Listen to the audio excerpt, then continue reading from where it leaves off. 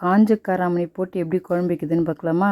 கத்திரிக்காய், முருங்கைக்காய், மாங்காய் எல்லாத்தையும் போட்டு எப்படி குழம்பு வைக்கிறதுன்னு பார்க்கலாம்.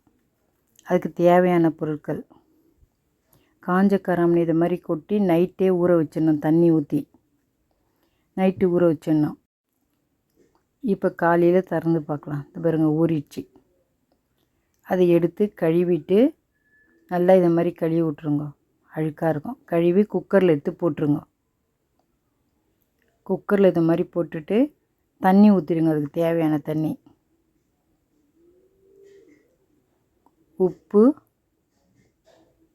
உப்பு சேர்த்துட்டு குக்கரை எடுத்து ஸ்டவ்வில் வச்சிடலாம். 3 விசில் விட்டால் போதும், வெந்துடும். ஏற்கனவே ஒரு விசில் அடிச்சிச்சு. இது 2வது விசில் அடிக்குது பாருங்கள். ஒரு விசில் அடித்தோன்னே ஸ்லோ பண்ணிவிடுங்க. இது 2வது விசிலு.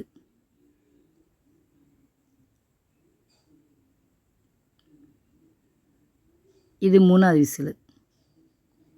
கரெக்டாக 3 விசில் அடித்தோன்னே நிறுத்திடுங்க, வெந்துடும். இப்போ அதுக்கு தேவையான பொருட்கள்: வெங்காயம், கத்திரிக்காய், மாங்காய், தக்காளி பொடிசாக இருந்துச்சுங்க, வெங்காயமும் பொடிசாக இருந்துச்சுங்க, கறிவேப்பிலை, கடுகு தாளிக்கிறதுக்கு, மஞ்சாத்தூள், மிளகாய்த்தூள், உப்பு. ஒரு பாத்திரம் வச்சுட்டு எண்ணெய் ஊற்றிடுங்க. கடுகு போட்டுருங்க. வெங்காயம் சேர்த்துட்டு நல்லா வதக்குங்க. வெங்காயம் நல்லா வதக்குங்க. இது மாதிரி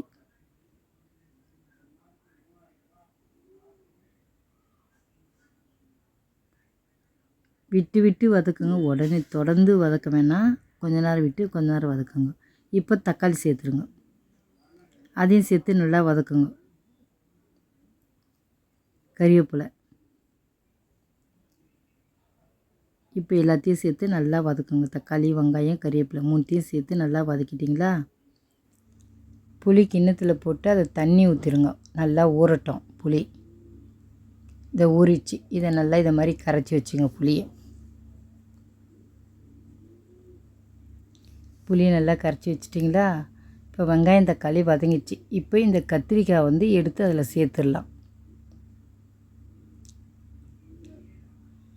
தண்ணியில் தான் போட்டு வைக்கிறோம் கத்திரிக்காய். நான் எடுத்து அதில் போடுறதுக்காக உங்களுக்கு காமிச்சேன். எடுத்து அதில் நல்லா இது மாதிரி வதக்கிடுங்க கத்திரிக்காவை.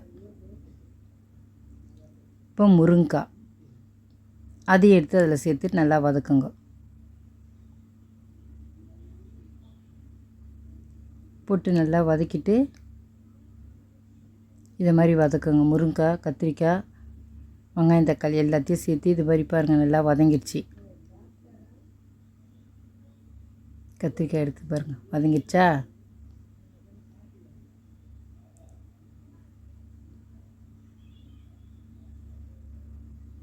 நம்ம கரைச்சி வச்ச புளி தண்ணி எடுத்து அதில் ஊற்றிடுங்க.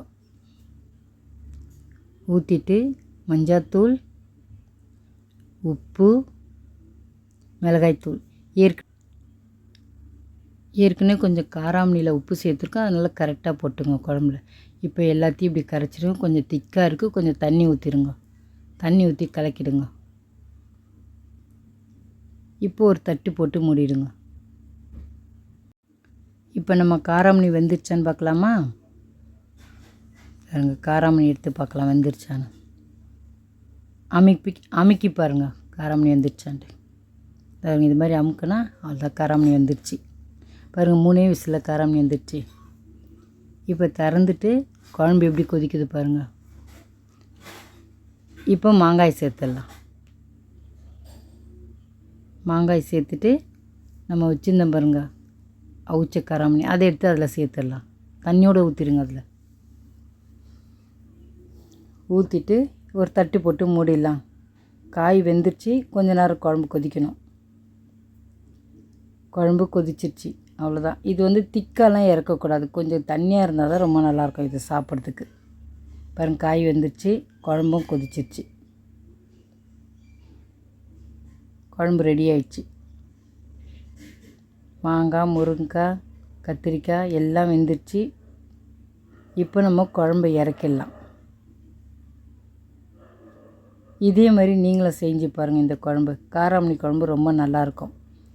இந்த காயை வச்சுனே சாப்பிடலாம். வேறு எந்த காயும் வேணாம். இந்த குழம்புல இருக்க காய் ரொம்ப நல்லாயிருக்கும். சாப்பிட்டு பாருங்கள். இதே மாதிரி இந்த குழம்பை வச்சு பாருங்கள்.